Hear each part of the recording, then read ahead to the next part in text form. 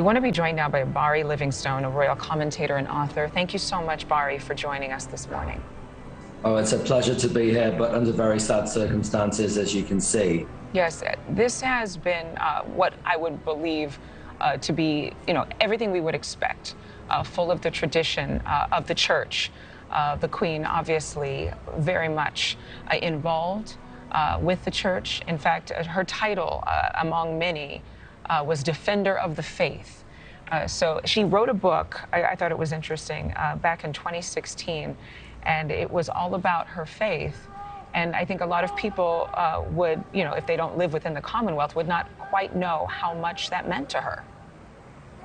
It was everything. Her faith was everything, and the fact that she was head of the Church of England and she was very high up within the Church of Scotland was everything to her, and she realized the weight. She really felt the weight of what that meant, because you think of millions and millions of people who are of faith and have the same beliefs. So it's actually very powerful, and she felt that, and she carried it so majestically through to the end, as we know. What do we believe that it was her faith that kept her? I mean, considering how many tragedies she lived through, how many wars she witnessed, how much turbulence and uncertainty, and then dealing with the British press, and still somehow remain so neutral, so politically, again, vague, and accepted and beloved by so many people. What a feat, 70 years without a scandal. She became detached. There was the monarchy, and there was Elizabeth herself, which she mastered at a very early age, and she realized that she was history, and being the monarch, she had to. It was almost two different people. It's almost as if, today's modern day actors and actresses, they're acting a certain part, and they will be in that part the entire time the camera's on. But with her life, of course, the camera never turned off, and she had to be in full regalia and she was in full monarch mode for 70 years, which must have been, must have been exhausted. Most of us have a bad day at the office and we can shrug it off at 5 o'clock. But when you're the monarch, you take it with you, and you're living and breathing it your entire existence. What do you say is the greatest part of her legacy? Oh gosh, I think there's so many things, because so many people are so moved and touched by her. But the greatest part of her legacy is her duty, and to those who who say, well, what did she do? And she didn't do anything. And she kept a tight schedule. Every 20 minutes during the day of the week, every 20 minutes someone came through that door. There was a phone call, there was things to sign, there was people to meet with, and it's that sense of duty and that strong sense that she was, like I was talking about the detachment, she was the monarch, and that had to prevail over everything, which is why the sense of duty was so extremely strong. With King Charles, obviously, yet to be officially coronated, but ascending to the throne as the instance of her death was announced, what do you believe he will do to continue with his mother's legacy? I mean, quite big shoes to fill, and not at all similar in personality or reputation. But certainly, it seems to be, even from the service, the funeral service, that there is a hope and a prayer that King Charles and the royal family will continue to remain strong even after her passing.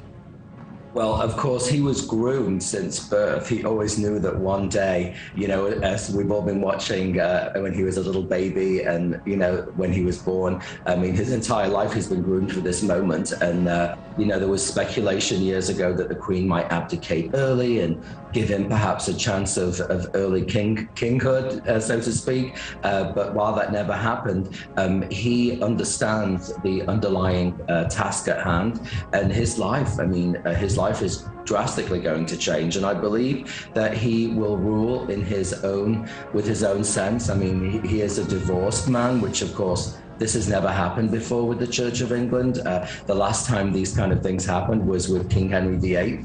And of course, that's what made the Church of England back in the 1540s or 50s, was it? So this is a new era for the church indeed itself, because he is a modern king, and he was born and raised in modern times. And I believe that he's fully equipped, and it will be interesting to see if he's going to start going on some royal visits of the Commonwealth. As you know, the Queen was devoted to the Commonwealth, and she remarkably was fine with countries that decided to say, you know what, we don't want you to be our head, but we do want to still remain in the Commonwealth.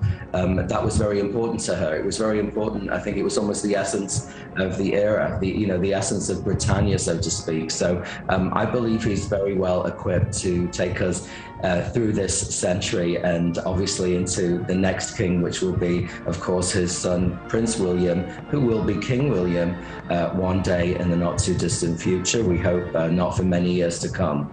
It was interesting to see the different responses from family members and the fact that, perhaps Prince Louis was too young to attend this particular ceremony. We saw Princess Charlotte and Prince George. It was also interesting to see, I believe it was Prince Andrew, right, Mitch?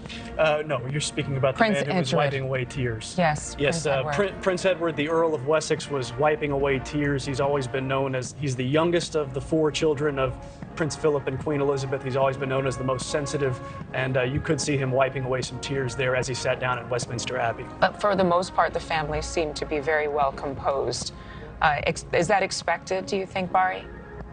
I think it is to be expected, but I also feel like they've grown up their entire life in the public eye. And as you can imagine, it's been several days, over a week since the passing. And I think at some point there are only so many tears. I think we've all lost a loved one and someone that's close to us. And I believe that, again, that sense of duty comes into play. And perhaps the younger prince was just obviously overcome for a moment, but I do believe that composure is part of the part of the rule of duty, and of course they are still human beings, but I do believe that there's only so many tears you can cry, and I know they're on display for the world as we're all looking at them today and watching them mourn and put their darling grandmother to rest. Barrie, this is Mitch Carr, and my question for you is just, do these folks have time to mourn in private? Do they get any time to themselves? Because these royals are constantly in the public view, and when they are in the public view, they have to be very, gosh, I don't know if it's okay to say very British, but stiff upper lip. That's what characterizes the British people, and they're expected to be that way in public. I wonder if they have any time to grieve on their own. Well, I think any time they have to grieve on their own is going to be off the clock, so to speak, because it's if you look at what's happened every single day, what's been going on, I mean, there has been a schedule for every single thing from morning, afternoon, evening. There's been, I wouldn't say events going on at Buckingham Palace, but obviously we know King Charles had to entertain President Joe Biden last night and other dignitaries. So there really is such a fast pace that goes with this. And I do believe that this is probably part of what's helping them alleviate the grief, because as you know, when you're busy and you throw yourself into something, all of a sudden, 3 days have passed, a week has passed. So I do believe while they are grieving, as they can in the evenings, they're kept so busy during the day with a sense of duty and with physical events that are going on that they're not. I think they're going to look back on the past 2 weeks, in the next few days, once the Queen is laid to rest. I feel like they're going to look back and think, oh my gosh, we've survived these first 2 weeks,